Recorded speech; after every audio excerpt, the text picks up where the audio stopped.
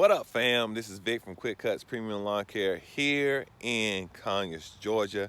As always, hope you guys are cutting on. So today, fam, I want to talk to you about shutting up talking and putting it in writing. Yes, I'm going to share with you the 6 things that you should no longer talk about, but you should also have it in writing. Talk is cheap, fam. But first, if you're new to the channel, please like and subscribe. I'm just a lawn care pro who's trying to take his business from $300,000 to $500,000 this year. And as I'm doing it, I'm gonna share with you my ups and downs and some of the things that can help you grow your lawn care business so you can cut on.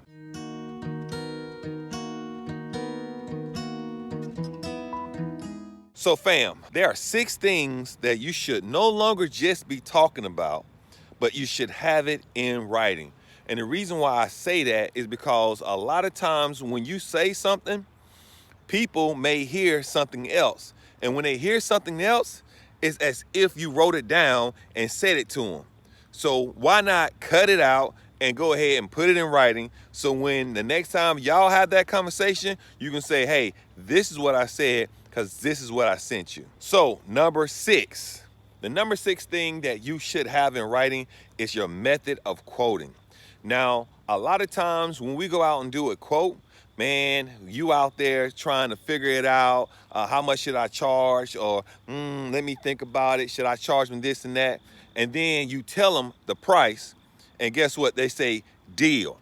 So it's as if you have given them an agreement that's not written down. So you don't have no way of protecting yourself based upon what you said and what they heard. And a lot of times, what you said is not what they heard. So you have to have a method in writing on how to give a person a quote. For me, my method is real simple. It's real simple. I charge people for time.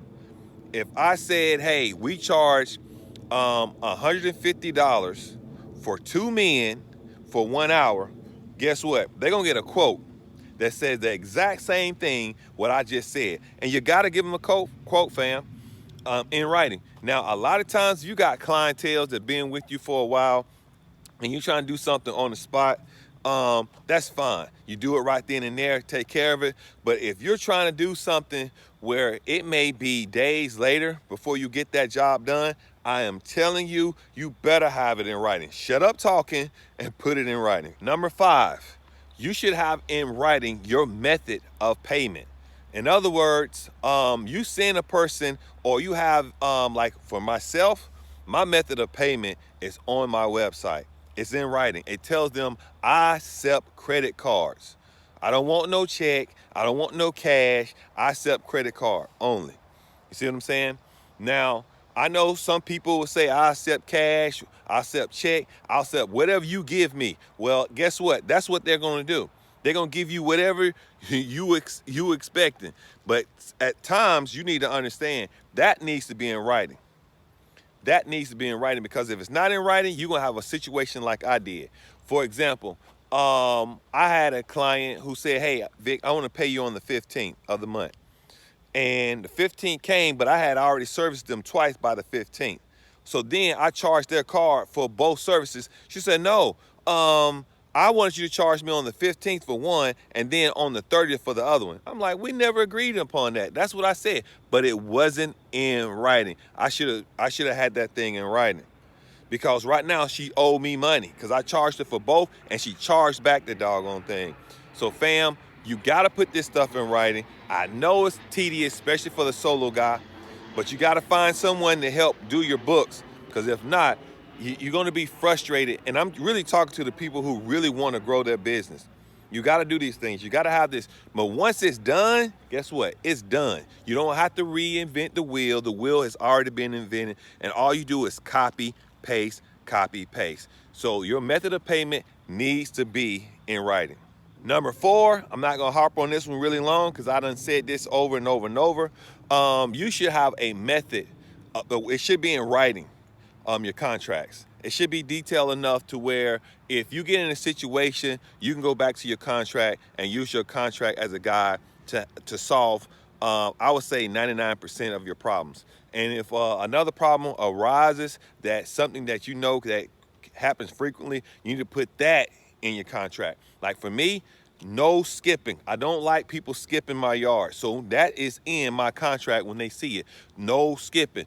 This is not Pizza Hut. You don't call me when you want a cut. No, this is bi-weekly service. It's a relationship where a person who says, this is what I'm looking for, so therefore we fit together, hand in glove. Okay? So fam, make sure that information is in your contract to cover your butt, because clientele will drop you.